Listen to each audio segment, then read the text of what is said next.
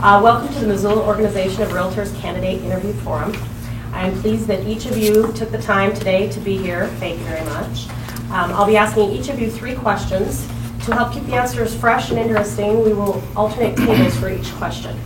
So the first time I will read the question, and then I will provide background information. Every time I ask the question following that, I will not include the background. So if you would like me to, please feel free to request that I repeat it. The timekeeper, May over there, will show you a yellow card when your time is almost up, and then at that point, please prepare your closing thoughts. When the red card is shown, it is time to move to the next question. We'll start out with a brief introduction from each of our candidates. Good morning. I'm Representative Gordon Hendrick for House District 14. Been a representative for the last 3 terms. I'm running for my last term. House District 14 is all of Mineral County, part of Missoula County, part of Sanders County, and represent part of the Flathead Nation. Thank you. I'm Champ Edmonds. I'm running for House District 100, which is essentially from Blue Mountain Road up to Lolo, and then up Highway 12 to Graves Creek Road, then across to Petty Creek, and then back down, and we border Gordon's area. I'm in banking and have a degree from the University of Montana. Hi, I'm David Doc Moore, and I'm running for House District 91, which runs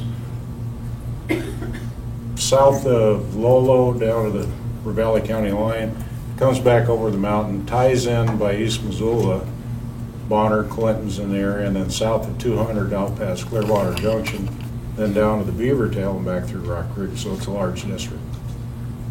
And this has been an exciting adventure so far. Thank you, Mr. Moore. Ms. Levis? My name is Patty Lovis, and I'm running for Senate District 48, which starts at South 8th Street, runs down Russell, Brooks, 93, the South Hills, part of Target Range, and it encompasses House District 95 and 96. Thank you, Ms. Levis. Ms. Stang? My name's Judy Stang, and I'm running for House District 14, which Gordon described the boundaries. My political experiences: I've been a county commissioner for 18 years. My business background is my family has lived in Mineral County for over 50 years. My dad actually graduated from Frenchtown High School, so I'm pretty familiar with this district. I'm currently in the real estate business, and I'm a real estate broker. So. Ms. Stang? Mr. Facey? Hi, my name is Tom Facey. I'm a teacher at Sentinel High School. I represented part of Missoula in the House from 1999 to 2006 in the House. I was termed out. The district basically goes from Hellgate High School out 6th Street to Reserve, and then down to South, and then out to the river, and then from Hellgate High School down Brooks to Malfunction Junction, up Russell to Hillview, up Hillview to 55th, and down over the hill to Linda Vista. So thank you for inviting me. Thank you. Okay, we are going to have 3 minutes per candidate per question. So I'll start with table 1. Small domestic well exemption. Over the past several sessions, there have been numerous efforts to curtail or eliminate the limited exception to the full permitting process administered by DNRC for smaller groundwater appropriations, which a large number of Montanans depend on for potable domestic water and stockwater. Do you support maintaining this specific exemption for homeowners and businesses? Mr. Yes, I do. And the reason I do is that I believe that we need to protect our first water rights programs. And as a matter of fact, as the mayor for the town of Superior, I worked with a water district when we bought our water company from Mountain Water Company. So I've had quite a bit of experience of working with water rights issues. In the past, being on the Department of Natural Resources Committee, there was an awful lot of water bills that came forward, and a lot of them had to do with first water rights issues and private property and municipalities. In the past, I've already tried to introduce one water bill, and I found that it was much easier to introduce a whiskey bill than it was for water, because let's face it, we know whiskey's for drinking and water's for fighting. And my bill died, and what it was a bill for Mountain Water Company, they have so many wells that are in use, and that if they don't use those wells to the full capacity, then the DNRC can actually reclaim some of that water rights back. And that if, due to the infrastructure and the growth of the infrastructure, that if they wanted to use that well, they would have to reapply for all the permits to be able to use that water well again, even though they owned that water well. So yes, I do believe that I stick up for the business and property rights for water exemption. Okay, thank you, Mr. Please. I also support that. I think that yeah, the efforts of curtail eliminate are no more than a backdoor effort to stop or slow down development. I think development, especially in the real estate industry, is important. New houses to be sold. So if we can continue to have, you can't have development without water rights. If you don't have water, you're not going to get too far. So I'm for it. Okay, thank you. All right, table 2, here's your question. Due process protections for property owners. Property owners around the state are witnessing an alarming assault on Montanans' constitutional guarantee of due process. The plaintiffs in 2 ongoing court cases are attempting to eliminate the right of property owners to protest a zoning ordinance directly limiting what they can do with their land. What would you pledge to preserve? Would you pledge to preserve this important due process protection for landowners, excuse me, in Montana's zoning statute? Absolutely, 100%. That's, I was at a meeting in Potomac up at the Forest Service, and they were talking about a small number of landowners trying to control larger landowners. So I think that if people should have a reasonable right to use their land for whatever they would like. I know that these 2 specific incidents is for gravel pits. Usually at the end of a gravel pit, you have a pond there. It can be developed into wetlands, which is good for the environment. And I don't believe that we should restrict people from developing their land in a reasonable fashion. Gives too much control to a small number of people and takes rights away from the landowner. Thank you. Due process rights are something that I've been defending for the last 3 years, and in particular on the property tax issue.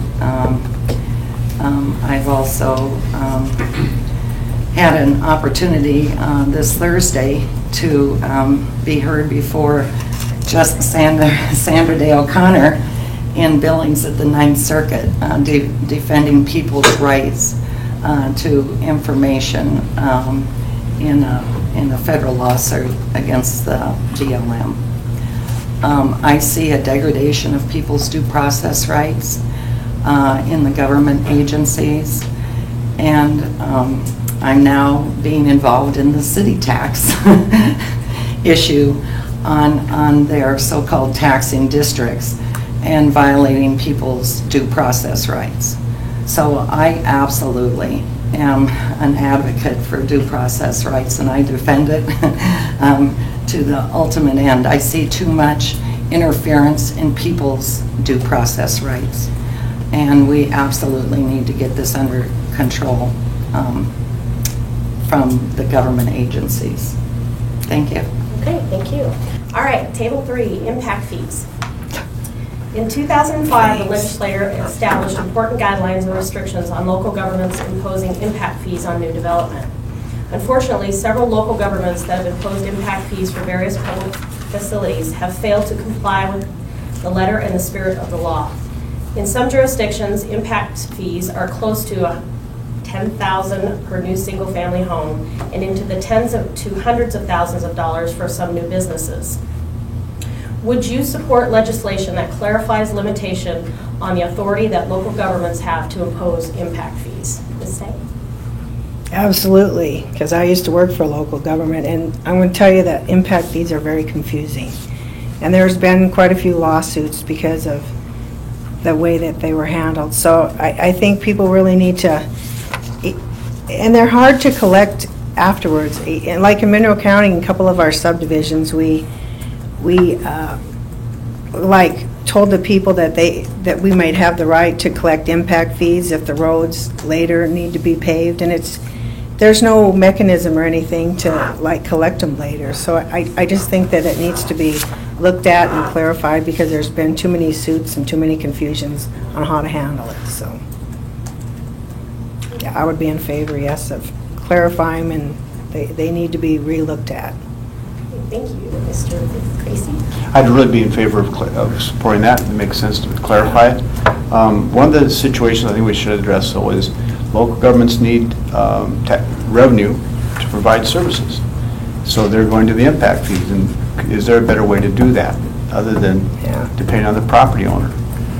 How can the state shares have some revenue sharing without depending on the property owner? And I would submit there's probably ways we could do that.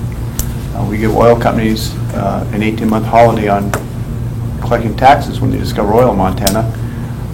That's a lost revenue, and we're asking property owners to pay that difference. And I don't know if that's the best thing for us to do.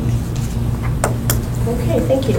All right, back to table 1. Would you pledge to preserve the important due process protection for landowners in Montana's zoning statute? Mr. Hendrick?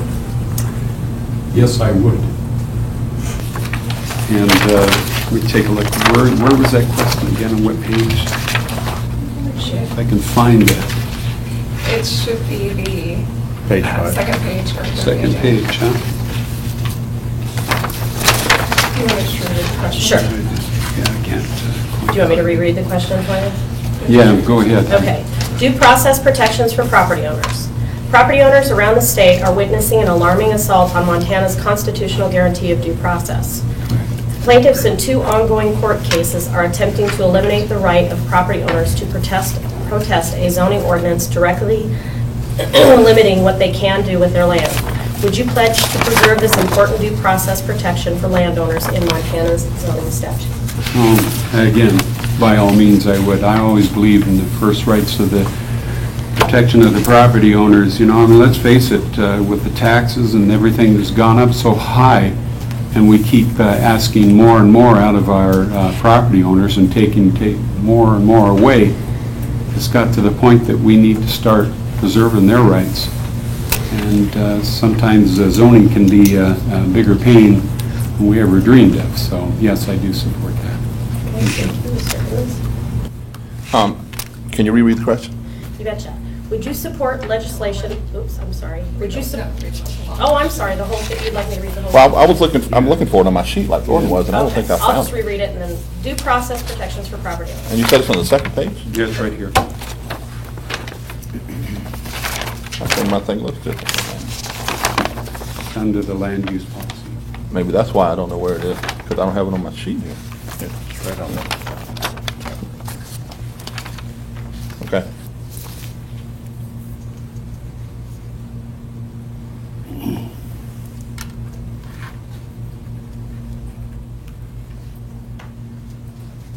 So I'd say yes. I would support that, because I believe that it's wrong to go in after the fact and try to set up zoning or anything else that's going to impact what a person's going to do with their property, as long as it's not going to impact the people around them in a negative way. If you're going to set up a pig farm that's going to cause odor to go to all your neighbors, I think that's a problem that could be addressed, because you're impacting your neighbors in a negative way. If you're going to do something that's going to contaminate the groundwater, then I think that's something that impacts the neighbors. But if you're doing something that's not affecting your neighbors in a negative way, then for just the neighbors to come in and try to stop it just because they don't like what you're doing is a problem. I think that we need to at least grandfather those people. I live in a planned subdivision where we have homeowners association dues. When I signed the paper, I knew that I was going to be under the homeowners association's policies and restrictions. But when you buy a piece of land that's not previously zoned, then you have the assumption that you're going to be able to do within reason what you want with your land. Land ownership and being able to do what you want with it is a foundation of freedom in our country. So if we try to start limiting what we can do with our land, like the Rock Creek subdivision is a good example up by Clinton. You know, when you turn off the road there was a lot of protest to that subdivision. I think we found out later the guy was probably doing some stuff wrong that he shouldn't have been doing, but the initial protests were simply because people didn't want to pull off the road and see houses there. To me, that's not a good reason. All right, table 2. Would you support legislation that, that clarifies limitations on the authority that local governments have to impose impact fees? Would you like me to do that? Absolutely 100%. I think that a lot of times our local government, especially here in Missoula, tend to take the high-end approach when it's providing services and without thought of what the costs down the road are going to be for homeowners. We're trying to increase property taxes and fees in the city of Missoula right now, but who's to say what's a fair assessment for impact fees? I grew up in Great Falls, and the city spread those costs out among everybody. They took care of the sidewalks. They didn't individually bill people for rebuilding the sidewalks in front of their home. Those costs were spread out over the entire city, which seems a much fairer way of doing it because it's the city that wants all these sidewalks redone. That's just one example. So, and if you go out past Lithia Motors, there's all these new sidewalks next to vacant property that nobody's built on. Seems to me that why wouldn't you wait until you had some building up there bringing in revenue before you put a sidewalk out there? Because there's absolutely nothing out there. But that's just my thought on it. I think that the city and the county tend to pick projects that are expensive and may not be in the best interest of the average taxpayer. Thank you. I absolutely believe that every government agency should be accountable for any taxes that they want to levy on the property owners. We're currently dealing with the special taxing districts in the city of Missoula, where they have passed ordinances without any justification or background. We are currently challenging that. Also, as a CPA, I specialize in small business. And so I have dealt with many real estate developers where they have absolutely stopped their projects unless they pay these impact fees to every organization you can imagine. It's like they're holding them hostage in order to complete their project. We absolutely need to put all government agencies on a budget.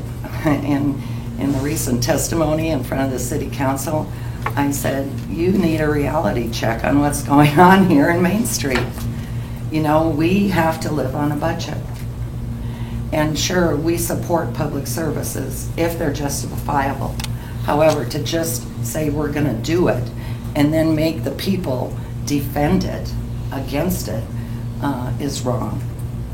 And so I absolutely am an advocate for the property owner. All right, table 3. Do you support maintaining the small domestic well exemption for homeowners and businesses? Stay. Absolutely, especially in the rural area I would represent. There isn't a lot of existing city or government entities that provide a water system, so the only way you can develop your lot or build a business or anything is being able to get a new well and a water right for it. So until they can settle their dispute, I guess the state with the water rights dispute they have, I think that they need to continue that exemption. So On the surface, I do support the exemption, but I think we might want to look at a couple things. How many gallons a minute are we being taken out of the groundwater? Is it 3 or 30? You know, maybe there should be a limit. Are we talking about one house, or are we talking a group of 20 houses over an area? So if it's one house, 5 gallons per minute, I don't see a problem with that. Also talks about businesses. Are we, again, talking about a corner gas station? Or are we talking about an oil refinery? So the amount of water we're talking about pulled from the ground probably has to be looked at specifically with some hard numbers. But yes, for a homeowner who's got 25, 10 acres and wants to get water the lawn, wash the dishes, certainly, I support that exemption. All right, back to table 1. Would you support legislation that clarifies limitations on the authority that local governments have to impose impact fees? Back to the impact fees. I knew we were going to get that. Some of the water policy page. On the impact fees, I think that personally, I don't believe in impact fees. As fee is a tax is a fee to me. I believe that each individual should be responsible for taking care of their own property and stepping out there. If they want a sidewalk, they should put a sidewalk in and help the community out. But I don't think the whole impact fee should be based on all the people throughout the whole community as far as having to pay for that. I think as homeowners that we need to take that responsibility on. So impact fees and I do not get along. Thank you. Thank you, Mr. Hendrick. Mr. Edwards? Yeah, I would support that. I agree with you, Gordon. I'm not a big fan. Any kind of fee, you know, I've taken my kids to vote, and when it says levy, I've told my kids that's a tax. Never vote for a new tax. Even if it's to build your grandmother a new house, don't vote for a new tax. We're taxed enough already. Isn't that what T stands for in Tea Party? So anything that's going to continually tax the people, I think that Missoula is a good example. We want to, instead of looking at ways to cut budget, and we're looking at ways to raise taxes.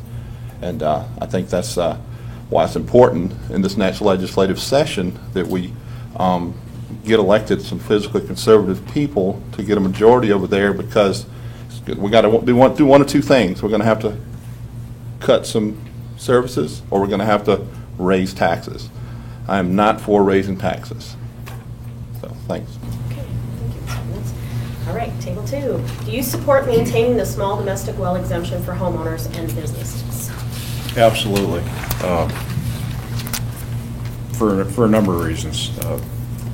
I think that talked about if they lose their water rights, then the property becomes less valuable. Also, I suspect that part of the purpose of that legislation to get rid of that exemption is to force private property to get onto city or local wells, which is just a gateway to being annexed by the towns and cities. So I believe that that's part of the reason that they want to eliminate that exemption. So I'm definitely for maintaining it. Thank you, Mr. Moore. I am a wholehearted believer in personal property rights and let people enjoy the life, liberty, and pursuit of happiness instead of regulating them and controlling them. And I always believe that there are ulterior motives to some of these new regulations, and the people are being strangled by regulations.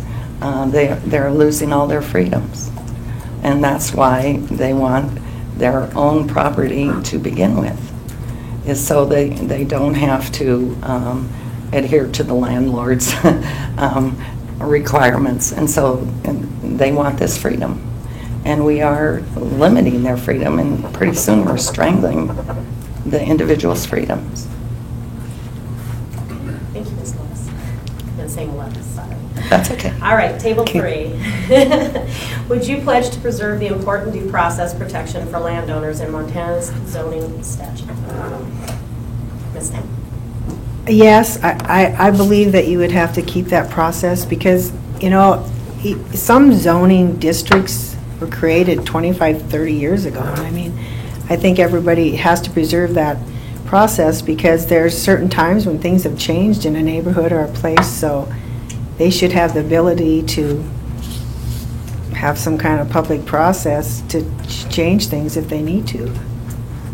Because times have changed, or the neighborhood has changed, or things have changed. So, yes, I would be in favor of keeping that. Okay, thank you, Ms. Tam. I don't want to be obnoxious, but it's pretty basic. It's in the Constitution. You got a due process everybody should get. Certainly I would support it. What I would bring to the audience's attention, though, is the following circumstances where we voted on before in the past. Let's say, hypothetically, I have 100 acres, and you've got 11 property owners in 100 acres. One property owner owns 90 acres, and 10 property owners own 1 acre each.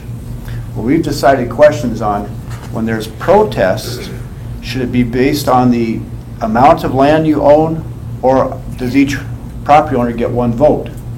Well, if it's on the amount of land you own, the one guy who owns the 90 acres has veto power over everything, versus one landowner getting one vote. So do you understand what I'm trying to say there? And the types of issues you've got to deal with aren't always black and white, and that, you know, that hypothetical situation.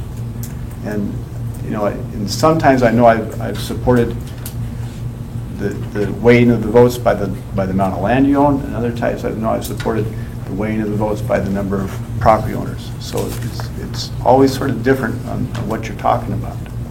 So, but certainly I would support due process rights. Okay, all right, thank you again for coming and speaking with us today. We really appreciate it. We're going to give you a brief closing statement, and don't forget, okay, not brief anymore, we have a little more time.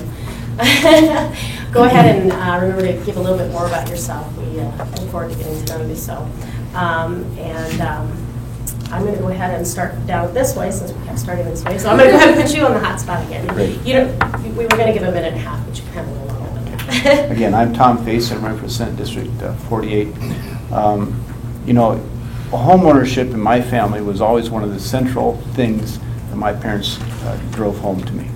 And realtors do families a great service by helping us find that house and whatever. In my adult life, I was the first president of Habitat for Humanity, which helped with that homeowner process and building homes, and certainly would not say Habitat's a developer or a real estate agency, but along that idea of finding affordable housing. You know, I appreciate the fact that the housing industry is a huge engine to our economy, not only in western Montana, but all throughout the United States, and also the wood fiber products industry for us. So I think my past 4 sessions legislature in the 8 years I was there showed I was trying to find the middle ground, trying to find a way to support communities, support schools, and support home ownership. Appreciate your consideration. Stay. Okay, once again, my name is Judy Stang. I'm a candidate for House District 14. I was a county commissioner for 18 years, and I was on the receiving end of a lot of these issues that happen at the state legislature. So I feel like I probably understand them quite a bit just from being on the receiving end, and I think it's very careful to give everybody a seat at the table when you're trying to develop statutes and laws, because I think it makes it a better law, more defendable, you know. I also, my main goals isn't really if I'm a Democrat or Republican, it's mostly the issues that are the issues of my district, and that is going to be that'll be the way that I hope to be a representative. So anyways, and I have been in the real estate business for about 15 years, and I do understand the importance of home ownership, and I understand the importance of people moving to your community and developing, and what it does for your tax base, for your schools, and your economic development, and the whole creation of your community. So I hope that I understand that, and I would be a big supporter of it. So thank you. Okay, thank you, Ms. Stang. I'm running for Senate District 48, as I told you before, a little bit of my background. I'm a CPA specializing in tax and small business. I have several real estate clients and developer clients, so I absolutely understand the issues that you are facing. I have been in the trenches in this financial crisis and have seen the effects of it, and that's why I decided to get involved. I have seen so many violations of people's rights, including the whole system, which I believe needs to have accountability and oversight. And the biggest issue, and it is not a partisan issue at all, is that as public servants, we must figure out a way to restore the honesty and integrity in the system, rather than the individual's rights being trampled on and then having to backtrack through the legal system. So we're pretty much, you know, a prisoner of the system. And that is not what our founding forefathers envisioned. The public administration provides services for us, and we are the ultimate decision maker. But that is not what has evolved. We have been complacent and allowed them giving the public trust, and I see it being degraded. And I am enthusiastic about all the local involvement with individuals saying enough is enough. So that's my main purpose for running, and I feel with my financial background and also my new legal background, I just finished my first year of law school. So in order to understand how to counteract what we've let our current nation become. And any way I can help the people of Montana, I will do so. Thank you. Okay, thank you, Ms. Lentz. Mr. Moore. And again, I'm David Doc Moore. Been in the automotive business for about 30 years. And that's how most people know me, as Doc. I got into this campaign because of so many jobs have been lost in Missoula County and in Montana as a whole.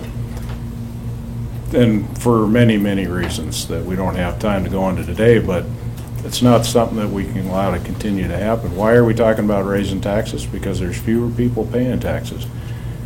The rest of us can't pick up the burden. We have to turn things around so that we encourage businesses to stay in Missoula County and encourage new businesses to come here. I know several business owners that are right on the edge. They say, if they raise taxes much more, I'll just sell the property. I'll get out of business. And these are small business owners, 6 to 10 employees. But those are the backbone of this community, is these small businesses. With our taxation policies and some of our land use policies in Missoula County and Missoula City, we're not encouraging businesses. We're encouraging the type of businesses that the city council and the mayor want, but maybe not that the rest of us want. Look at the lost timber jobs, stone container going out, the bonds gone. Or no, it's Macy's now, isn't it? It's changed so much in the last years. We can't allow that to continue. And we've got to change the way we're thinking about it. We can't just keep taxing and taxing, because people are going to leave the area. They're going to lose their homes. You pay for your house, and then your taxes are so high you've got to sell it because you can't afford to live in it. So that's why I'm running. I'm running for the working family, what makes sense for small businesses and the working family. And that's why I got into this race for House District 91. Thank you. Okay, thank you, Mr. Moore. Mr. Edmonds? Well, again, I'm Champ Edmonds. I'm running for House District 100. And the reason that I decided to get into this race is I don't know, I just felt like we need to do something, and better than sitting around complaining, need to try to make a difference. And if I get elected, I think I can make a difference. Some of my background is I was raised milking cows on our family dairy farm, and showing cows in 4-H, and then I got out of high school, and shortly after that joined the Navy. I spent over 10 years navigating submarines for the Navy, and then after getting out, I decided to use my VA benefit and get my degree. I got my degree in accounting and finance. Actually worked for Patty in public accounting for a while. She's tough. But I think the biggest things facing us right now in Montana and Missoula are jobs, and we need to get those jobs back. 50, 60 years ago, we were #1 in the nation for per capita income. Now we're 49th. I think that's a big problem. And why are we there? I think that a lot has to do with environmentalists, environmental extremists. I would consider myself an environmentalist, but not an extremist environmentalist. I think we can go after our natural resources. They call us a treasure state for a reason, but it's not going to do anybody any good if you can't get it out of the ground. The worth of a nation and the worth of a state is on what it can produce. Montana can produce natural resources. We can mine. We have coal. I heard our governor say that there's enough coal in the ground to support the energy needs of the entire nation for over 100 years. Doesn't do any good if we can't get it. I had a lady come to the bank the other day that worked 28 years for Stone Container. And I asked her, I said, why do you think Stone Container went out of business? And in a nutshell, it was environmentalists stopping the types of products that were profitable that they could produce and cause them to end up getting shut down. I mean, they probably wouldn't admit that, but that's what this lady told me. She was out there 28 years. I'd say she has a little knowledge of what's going on. So jobs, we talk about education. I'm all for a good education, but if we're educating our populace to have to leave the state to find a job, that's a problem. So we need to get good jobs here, and the good jobs that are here are going to be in logging. They're going to be in mining. They're going to be in getting our natural resources. We have oil in east Montana that's out there. They said it's the biggest find since the Saudi Arabia desert, but I don't see anybody getting there. We're complaining about these trucks going through with these rigs that are going up to Canada. Well, why aren't they going to Montana so we can start getting some of our own natural resources? So if we can get off this stop all progress because we're going to hurt a spotted owl, then I think we can make some progress. That's all. Thank you, Mr. Edmonds. Mr. Hendrick? Thank you. Again, I'm Representative Gordon Hendrick. I guess a little bit of my political history. I became a citizen in 1988. I was born in Canada. My parents immigrated in 1954 to Los Angeles, California. So part of my life was in LA. So it gave me a whole new perspective of what it's like to grow up in the United States. Once I graduated from high school, I split, got the heck out of there and moved to greener pastures and moved to Montana. Montana is a beautiful place. I thoroughly enjoyed it. It was about as far away from the city as I could possibly get. And at the time when I moved here, Missoula was still quite small. I've been in the same house now for 33 years, going on 34. I have 2 kids, and both my kids have gone away and left this state. So that's the reason why, part of it, that I got into politics. As soon as I was sworn in, I took a job as the town council member for West End Ward 1 in Superior. I really enjoyed that. I thought I was doing some good. So my next endeavor was to run for mayor, and I held the position for mayor for nearly 12 years. And my next step was to stop all the stuff that was happening to our smaller communities, such as the state was taking away the majority of the money through many different fees and adjustments and paperwork, that we had lost a good, strong base in the town of Superior in Mineral County. So I thought, well, this might be the time to jump in. So I decided that my choice of running for state representative was actually a family choice. My wife and I made it together, and she said no, and I said okay, so I ran. So yeah, we talked about it quite a bit. But she's on board with me and has been all the way through. I was not going to run my last session because I had been told that a lot of people thought that they could step up and do better. So I gave them a chance to jump into the seat in the Republican side, and nobody was taking the message. And it's taken me a long time to get into the committees that I'm in. State Administration, which is my A committee. My B committee is Natural Resources. And my last C committee is Fish, Wildlife, and Parks. Now, we all know that fish, wildlife, and parks and natural resources kind of go together.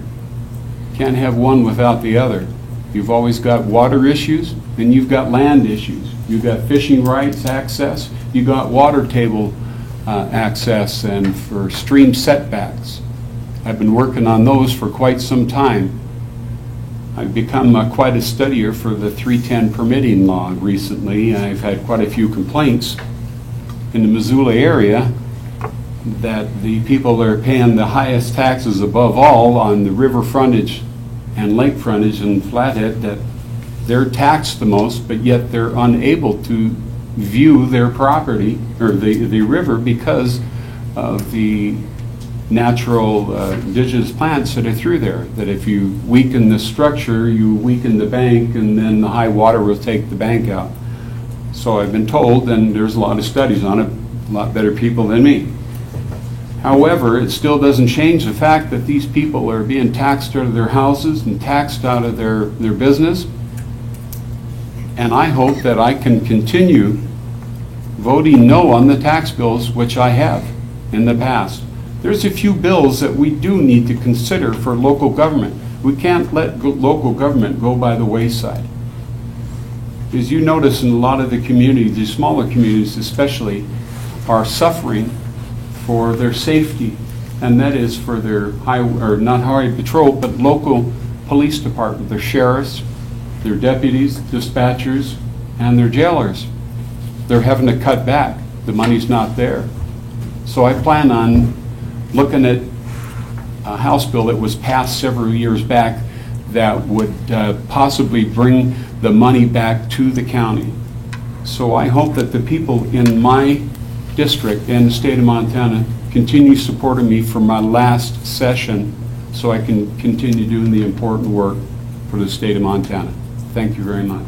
Okay, thank you again. And again, thank you all for coming. We appreciate you taking the time to speak with us. So, thank you very much, and we look forward to working with all of you.